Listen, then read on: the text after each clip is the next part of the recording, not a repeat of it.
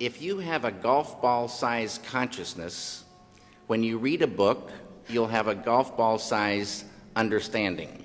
When you look out, a golf ball-sized awareness. And when you wake up in the morning, a golf ball-sized wakefulness. But if you could expand that consciousness, then you read the book, more understanding. You look out, more awareness. And when you wake up, more wakefulness. It's consciousness. And there's an ocean of pure, vibrant consciousness inside each one of us. And it's right at the source and base of mind, right at the source of thought, and it's also at the source of all matter. There is no matter as such.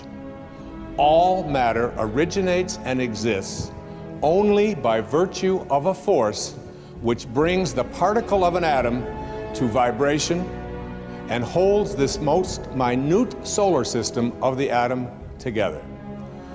We must assume behind this force the existence of a conscious and intelligent mind. This mind is the matrix of all matter. Everyone who's grown up in the scientific world is used to the concept that we're living in a material universe, an inert universe, a universe of dead matter. And because of that, it's difficult instinctively to grasp that we're not really living in a dead universe, that the universe is overwhelmingly conscious at its basis. See, what we have seen and studied for 300 years of classical physics is what we call billiard ball mechanics.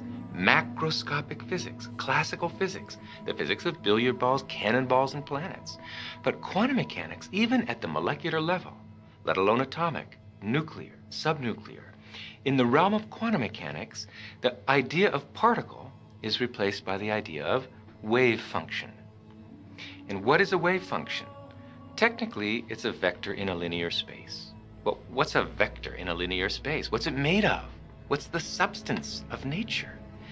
Well, a wave function, a vector in a linear space, is made of the same stuff thoughts are made of. We're really living in a thought universe, a conceptual universe. The quantum world, quantum mechanics, is really the play and display of information, the play and display of potentiality, waves of information, waves of potential electron. And it's important, the word potential. This isn't the world of electrons, it's the world of potential electrons. But when you have to ask the question, waves of what, really? What is the field that is waving? Is it the ocean? No, it's a universal ocean, an ocean of pure potentiality, an ocean of abstract potential existence. We call it the unified field, or superstring field. And that's what we're made of. So, as you said, the tighter physics have tried to grasp onto physical reality, to understand what it's really made of. What are the core building blocks of life? At the basis of it all, life, the universe, slips through your fingers. And you come up with something that's increasingly abstract to come to the realm of pure abstraction. And that's what the unified field is. It's pure abstract potential, pure abstract being, pure abstract self-aware consciousness.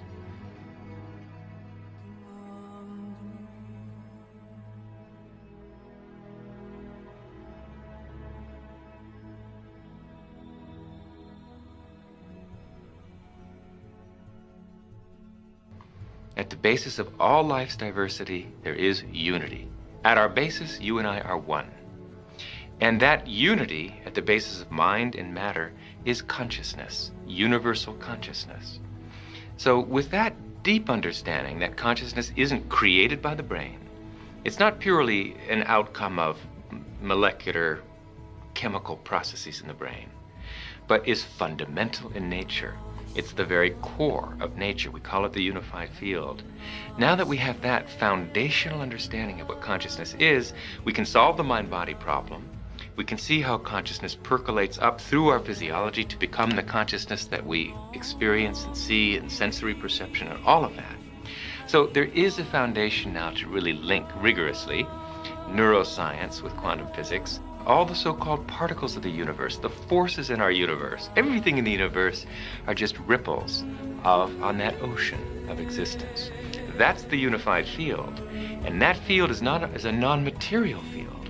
It is ultimately the field of consciousness. And all our separate consciousness, wherever there's consciousness, is merely consciousness by virtue of the fact that my consciousness, your consciousness, are ultimately that. Everything in the universe is really nothing but that. Planets, trees, people, animals, we're all just waves of vibration of this underlying unified superstring field. We are really united at our core. And ultimately the understanding that's emerging will be that there is only one consciousness in this room. And it is you, and it is me, and it is each and every one of us. We individualize our consciousness through the filter of our nervous system. But the consciousness itself, our very inner subjectivity, the self in the big sense, that is universal. And knowing that, knowing it through experience, is called enlightenment, and has been called enlightenment through the ages. La connectivité de toutes les choses est un composant basique de la structure de la réalité. Il est très difficile de comprendre cela, mais Erwin Schrödinger, un des pionniers de la physique quantique, dit que l'entrelacement de l'idée de la connectivité n'est pas seulement une propriété de la mécanique quantique, sinon sa grande propriété.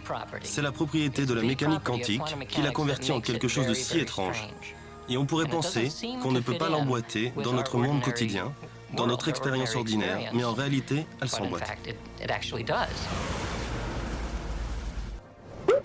Deux objets, deux électrons créés en même temps, sont entrelacés. Envoie-en un à l'autre bout de l'univers. Et maintenant, fais quelque chose à l'un des deux. L'autre réagira à l'instant. À l'instant. Ou l'information voyage à une vitesse infinie. Ou, en réalité, elles sont toujours connectées. Elles sont entrelacées. Et comme tout était entrelacé lorsque s'est produit le Big Bang, la conclusion est que tout reste en contact.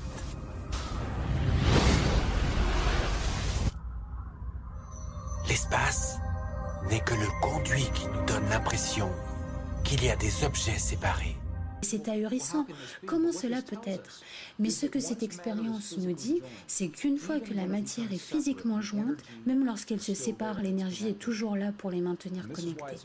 Voilà pourquoi c'est important pour moi. Parce que si on recule suffisamment dans le temps, toutes les particules de matière de tout cet univers qui est en expansion étaient toutes reliées ensemble dans une seule particule de la taille d'un pois vert. C'est ce que nous disent les scientifiques aujourd'hui et ce que les modèles sur ordinateur suggèrent. Si on pouvait aller dans l'univers aujourd'hui et prendre toutes les particules de la matière en retirant tout l'espace entre les deux et les compresser, les ramener les unes contre les autres dans un espace de la taille d'un pois vert, ça veut dire que vous et moi et tous ceux qui écoutent, nous avons tous été partis de cette même particule qui crée cet univers entier aujourd'hui. Et même si ces particules sont maintenant séparées et en expansion, et les études montrent qu'elles le sont, énergétiquement, nous sommes encore tous reliés. Il y a une conscience, un champ, une force qui se déplace à travers tout. Ce champ ne se produit pas autour de vous, il se produit en vous et en tant que vous. Au réveil, après un rêve, vous vous rendez compte que tout dans ce rêve était vous. C'est vous qui le créiez. La soi-disant vie réelle n'est pas différente. On est chacun et chaque chose. La conscience qui regarde par chaque œil, sous chaque pierre, dans chaque particule. C'est que les rêves, ils font vrai tant qu'on est dedans, pas vrai? Ce n'est qu'au réveil qu'on remarque qu'ils avaient comme quelque chose d'étrange. La science s'approche du seuil entre la conscience et la matière. L'œil avec lequel on regarde le champ originel et l'œil avec lequel le champ nous regarde est un seul et même œil. On a toujours été reliés. La pensée est ce qui nous a maintenus dans l'illusion d'être différents, d'avoir nos propres identités. La pensée crée la différence, l'expérience de la limitation. Plus on se conforme à la pensée, plus on se déconnecte de la source. Nous créons et percevons notre monde simultanément, et notre esprit s'en sort si bien que nous nous en rendons même pas compte. Dans ce sens, la réalité ressemble à une série de cadres sur le film d'un appareil photo holographique qui se déplace suffisamment vite pour créer une illusion de continuité. Quand la conscience est parfaitement calme, on comprend l'illusion car elle est créée par la conscience elle-même. Dans un état de samadhi, on est à la fois le soi et la conscience. Nous sommes l'univers conscient de lui-même.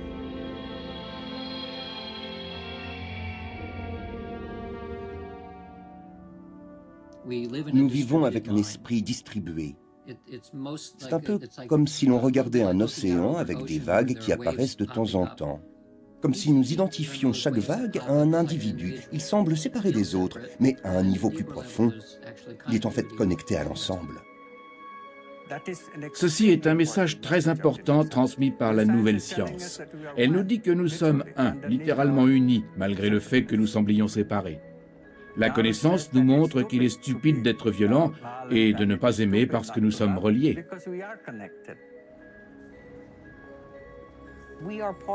Nous faisons partie du monde. Nous ne sommes pas simplement des observateurs passifs. Nous créons le monde. Chacun de nous a un degré minuscule, mais collectivement, cela prend une ampleur considérable. Le monde est une construction de la conscience humaine.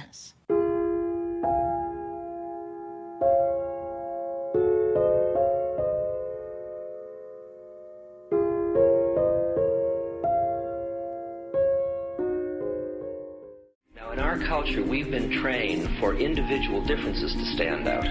So you look at each person, immediately it is brighter, dumber, older, younger, richer, poorer, and we make all these dimensional distinctions, put them in categories and treat them that way. And we get so that we only see others as separate from ourselves in the ways in which they're separate. And one of the dramatic characteristics of experience is being with another person and suddenly seeing the ways in which they are like you, not different from you, and experiencing the fact that that which is essence in you and which is essence in me is indeed one. The understanding that there is no other. It is all one. All matter is merely energy condensed to a slow vibration. That we are all one consciousness experiencing itself subjectively. There is no such thing as death. Life is only a dream, and we are the imagination of ourselves.